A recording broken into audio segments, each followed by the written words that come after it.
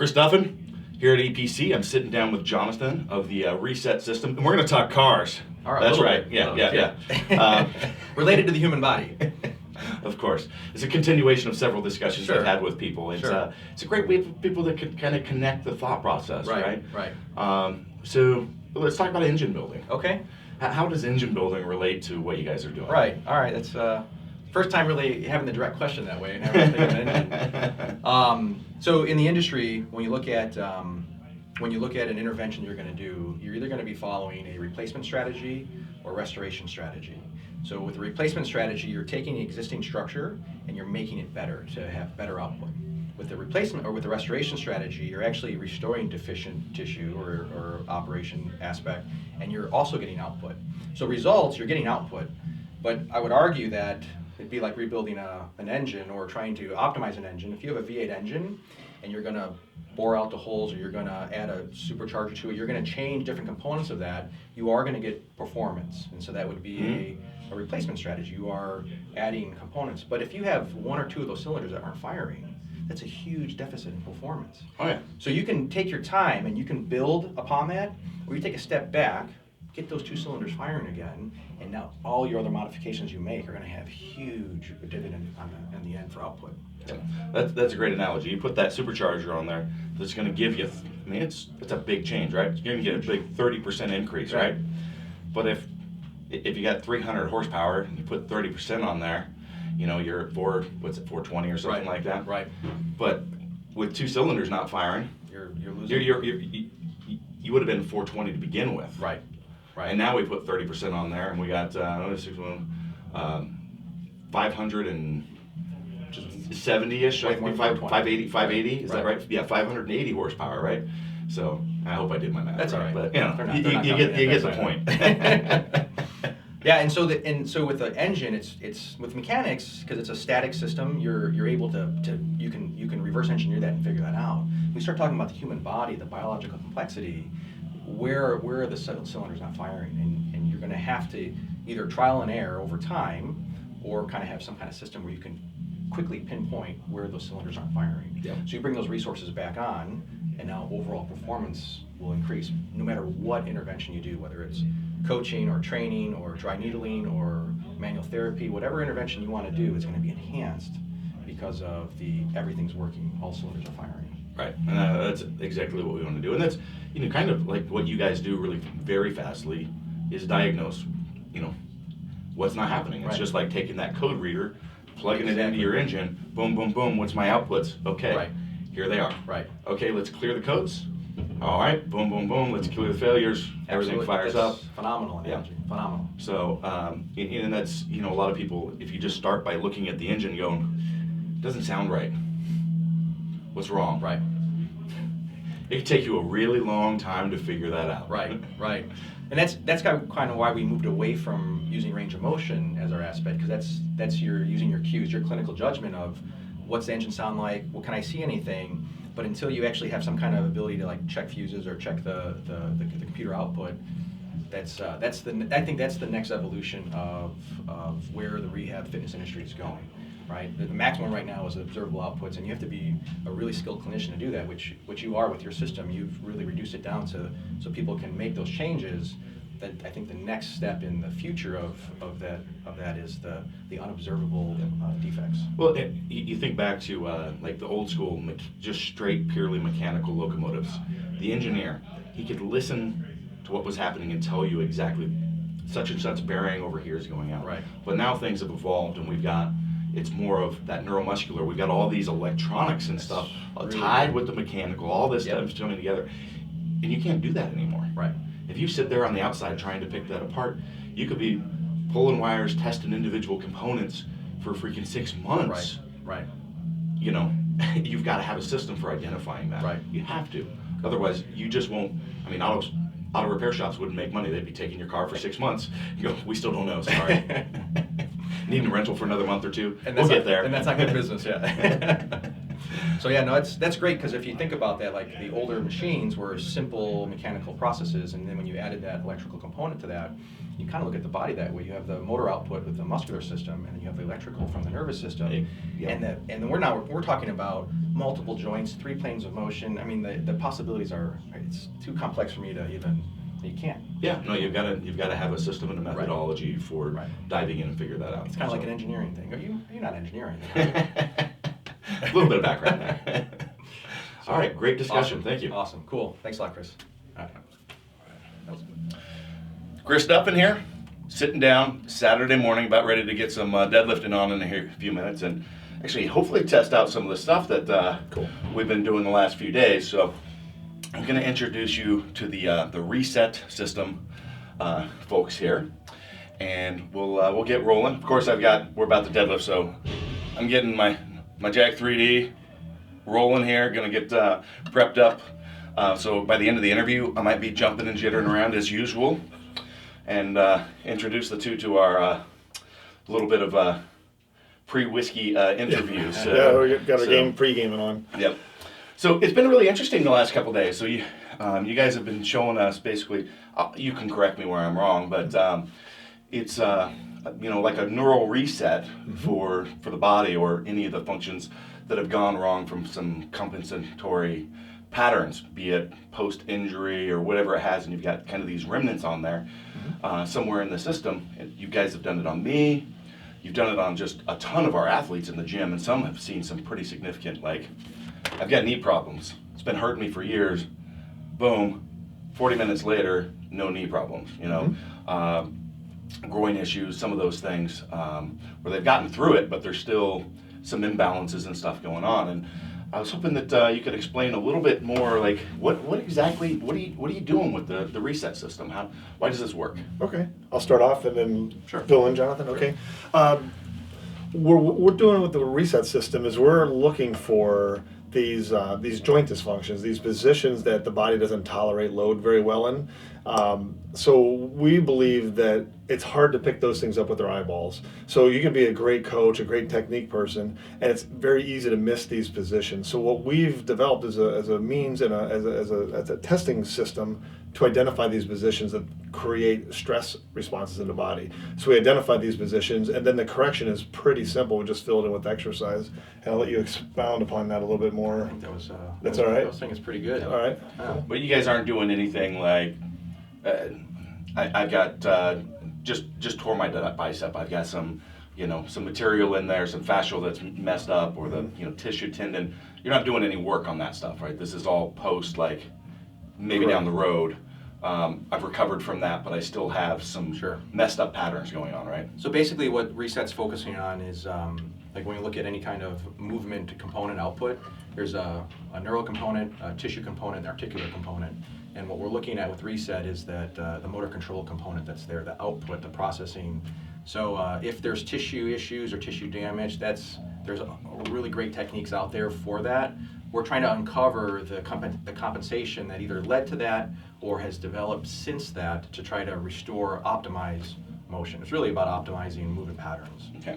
And in the process, you're actually identifying where some of the issues may be that people aren't aware of too. Is that correct? Correct. Right. Like Shawn said, is like where the industry has gone, which is really cool, is that output's been measured with observation to see if there's any motor control issues. So dysfunctional movement either through the kinetic chain or at an isolated joint, but they're still using range of motion to identify that.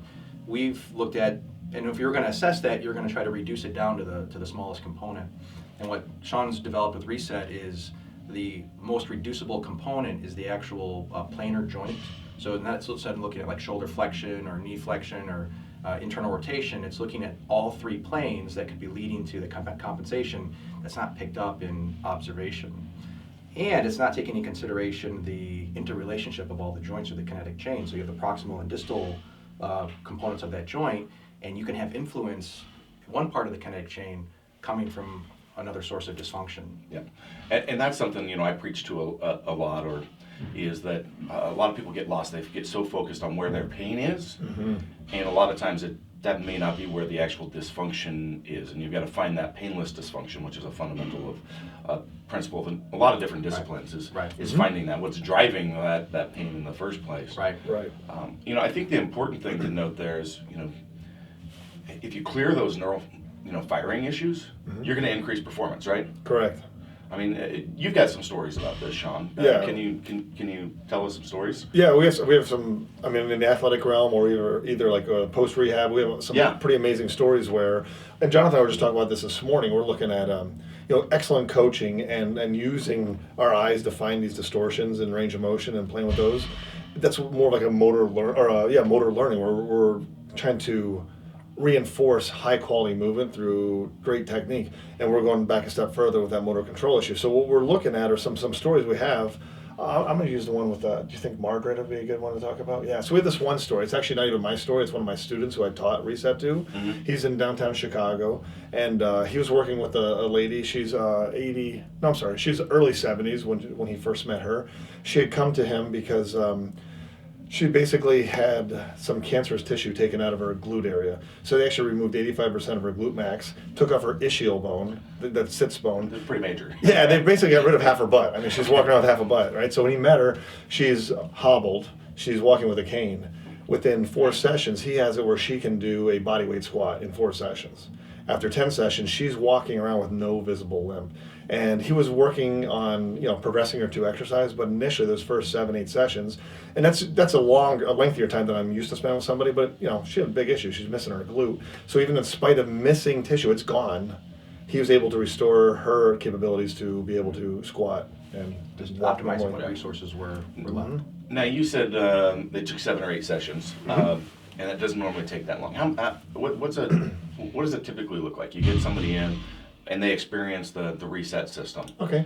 Yeah, a lot of people find me for issues of pain, and they're not getting results from whatever insurance is covering. That's what usually happens. They'll exhaust their resources as far as what is being covered by insurance. Therapy, chiropractic. Exactly, and we're not downing those, but that's usually what happens. So they'll find me that maybe they didn't get results there, and they come in and see me, and I usually tell them, I kind of undersell and over-deliver. So I usually tell people, look, plan on about 4 or 5 visits, and it's really common about 2 or 3 sessions to actually resolve people's movement issues in this motor control arena. And then from there, we offer some training, but a lot of times we'll just have them send them back to their trainer, or just have them, if they're playing tennis, just encourage them to just be active again. But like some of your athletes experience here, we're expecting results in that first 20 to 40 minutes of that time. Like if we can't get change right away, so we're like, something's going on here. So we expect it. We're also accepting of the fact that there might be some complicated cases there, and it might take a couple days or a couple sessions for us to start to unwind on some of those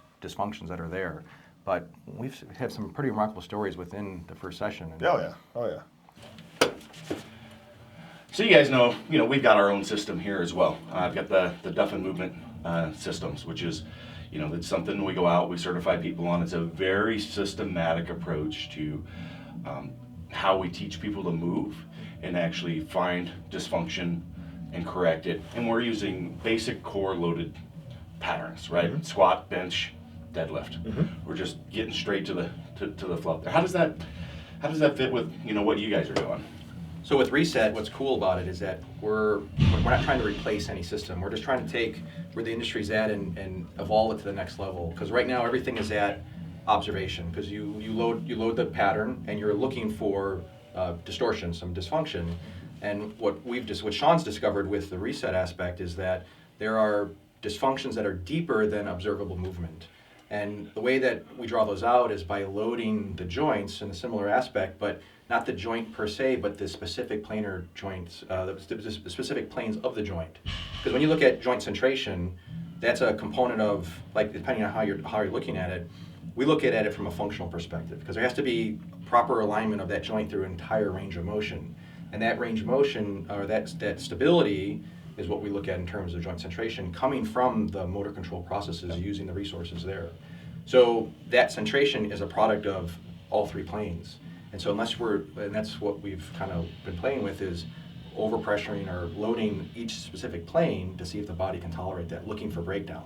And that's kind of the nuts and bolts of the Reset system. Mm-hmm. Yeah, and I mean, obviously that fits really well kind of with our whole thought process, because that's, the whole DMS principles or approaches, we've got to have stability, either the floor, through our core, wherever we're connected at, right? And you've got to have positive joint centration. Right. If you lose those, you have reduced basically neuromuscular output. Right. Right. And that's how we see with our methods, like, boom, you got 40 pounds on your squat, just right now. Right, right. Like, how'd you do that? Right. It's magic. And That's usually the best answer. And so- Explanation. So, and that's the thing is the observational components are getting great outputs. What we're saying is you had 40 pounds, let's go through a session or so and maybe we can get another 5 or 6 pounds on that, right? Just push that over the limit a little bit. And that's some of the anecdotal evidence that we have with our athletes. Our spectrum is actually pretty interesting with clients. We either have really dysfunctional people, like elderly or people that are really jacked up, or we have the high-end performance. And we have that in between, but the in-between, looking for pain resolution, where we get the really cool results are the people that are really low function, like the one patient that Shawn described, where she's using a cane and very inefficient gait pattern to changing her life, unable to have her move. And then the other end of the spectrum with athletes shaving 2-3 seconds off their off a timed, or adding a couple inches to their vertical, or shaving a couple strokes off their golf game. It's that performance aspect by giving the body more available resources to better use that motor program. Yeah. No, and like I said, we saw great results the last few days. I haven't had a chance to test it yet because I've been feeling a little under the weather, but looking forward to that today. But I lost my train of thought. That's all right. That's right. Do it all the time. Yeah, I think, and that's where I came up. I think I told you guys my only criticism of the program, right, was just from my approach, my philosophy, right, is very much trying to empower people. Where this does require someone to go to, but at the same time, I go to people all the time, Right. And we all do, right? Right. So there's definitely a time and a place for that. So I don't know if it's so much of a criticism, but it's just, it's definitely different, but I think it actually makes like what we're doing and what you guys are doing complementary. Absolutely. Right, we look at we can integrate with any other system out there because we're not looking at this tissue control issue or I'm sorry, this restoring the quality of tissue or coaching that motor learning piece, and we're just backing it up a little bit and just restoring those baseline pieces that we need. Yeah. And what we're trying to do is make them not have those dysfunctions in the first place. Right. So. Right. So very Yeah, complimentary. it's awesome. Yeah, I think it's Cool. Well, you guys are from Chicago. What brought you out here? All right. beer. Well, about 2 months ago, I heard the interview the interview on the Art of Manliness where they interviewed you. It was actually, I was listening to some Mark Ripito podcast. Like, okay, checking his stuff out. Different people interviewing him. I came across this Art of Manliness one. I thought the guy who was interviewing on the Art of Manliness, I can't remember his name, but I heard that interview with Ripito, and then scrolling through his library and I see the Kabuki Warrior. I'm like, the title got me right there. Then I listened to the story about your personal story. I found very inspiring, very borderline unbelievable. Like, wow, it just like got my attention. And then some of the stuff you're talking about in your personal life, just you came off as a high integrity person. What you did with your sisters, I'm like, okay, that meant something to me. And then you start getting into talking about stability versus mobility. Now I'm getting the geeky side of me. It's like, okay, this is kind of cool. It's right up my alley. And then you threw out centration. I'm like, I'm all ears. So after listening to that and a lot of things you had to say, I shot you an email, and I just had, I think, a couple questions about joint centration for you. And yeah, it just compelled me to chase you down a little bit, and you just seemed like somebody who would be very fertile ground to our message. No, and we've definitely had a lot of good discussions while you've been here on some of those off-tangent topics. But yeah, I mean, I just get so confused with like this. Everybody's seeking mobility as the answer for everything, and really, it's an output, right? Exactly. If your hips are tightening up, why? Right. Absolutely. Right. Going deeper. No one's going deeper. Yeah, exactly. Right. And so there's tons of great information on how to open up your hips, but I don't have to do it two times a day, every day of the week. Right. Exactly. So. Right. A lot of times we always say when you're having to do something twice a day, 2 times a week, or every day for weeks and months. I think we talked about it yesterday. Like, in our industry, we'll tend to call that corrective. I'm doing my little correctives, and I'm like, okay, so after what point do you stop calling it corrective? If it's taking weeks and months, when's it finally going to correct? So I think we need to maybe question what's the definition of some of these terms that are being thrown around in the industry.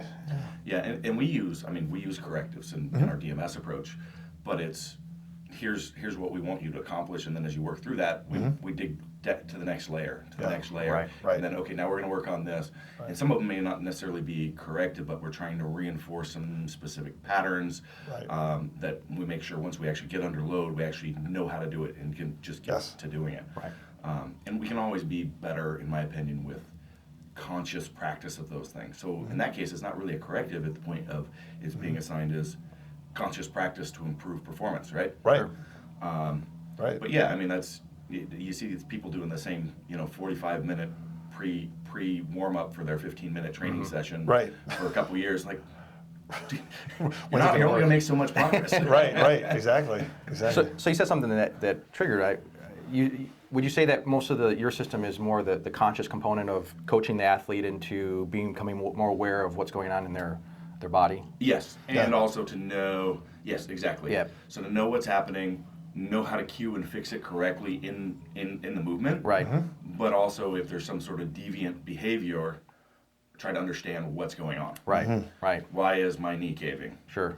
Pushing my knee out doesn't actually fix what's doing it. So looking Right. deeper at where that. And that's where a lot of people get, it's Right. like, That's it. They give up a lot of times, I think. yeah, Or keep doing the it's same like, thing over and over again, expecting a better outcome. And, well, yeah. we'll roll this foot. Oh, now my knee's where it needs to be. Great. Well, never fixed what is actually made it worse. Right. And now we've got an even more compensatory pattern rolling onto this left. Right. Shifting left the side, focus somewhere else, shifting that load Yeah, somewhere so else. we're actually, a lot of times people end up making the issue worse when they focus on like Sure. just what's going on here or here, wherever it may be. Right. And then those patterns even get worse and worse. Right. Right. And those possibilities are infinite, right? The endless combination. Oh of- yeah. Right. Yeah. And that's where I think Reset really has its power, is that we're really no good at the conscious component. We're really looking at that unconscious component. How is the body compensating? And the body, barring any tissue dysfunction, is going to compensate anywhere it possibly can, where it's going to find that stability. And so that's what's nice about this, is we can unravel that within the first session or two and really start to unravel how is the knee compensating based on shoulder dysfunction, or how the eye is affecting the. It's Yeah, no, it's and neat. I watched you guys do it on several people, and then in second sessions, and you kind of dug a little bit deeper, and it's been pretty cool. Yeah. It's been pretty Thanks. cool watching you guys. So I'm glad that you found the Yeah. podcast. Yeah. Absolutely. Yeah. The crazy name Me caught too. you. Yeah, it did. It was cool. And our visit out here is, I think I told you earlier, I just really impressed with you and impressed with the team that you have here, and everyone's got hearts of gold, and we were well received, and Yeah. it just was a great trip. So even if this didn't evolve and didn't like what we were doing, it was still like a fun trip to meet you guys and hang out, and it's been phenomenal. I think we're planning on hanging out again. So Yeah, we good. we're gonna be out in Chicago at some point. Right. It's a nice central location for us to do our thing. Sure. And definitely gonna have to hit up some beers and food in Chicago. So. Absolutely. Deal. Absolutely. Cool. Well, I again want to thank you guys for coming out and working on our team. It's been a fabulous fun. time. Yeah. If you guys got any last words on the reset system that you want to throw out. I think we covered most of it. It's not a complex system. It's really just reducing human movement down to its basic fundamentals. And once you're able to track that, like it's a pretty easy system to navigate. So it's been reproducible, and it's been fun. Cool. So I'll link their website so you guys can check it out. Thanks. There's going to be more material coming out. I know you guys don't have a lot of published material at this Right. point, Right. but you said that's coming out here fairly soon. The next couple weeks, we so- have some plans to get some more content out there for you guys. Yeah. Excellent. So looking forward to it. Cool. Awesome. All Thanks, right. man. Yeah. Thank Thank you. you. Thanks so All much. right. All right, we're signing out. Cool. Thanks. All right. I think we lost one of the cameras in there, but if you want to maximize your strength and the longevity of your athletic career, or just support the production of further content, click on this video to the link to our store to check out our full line of products.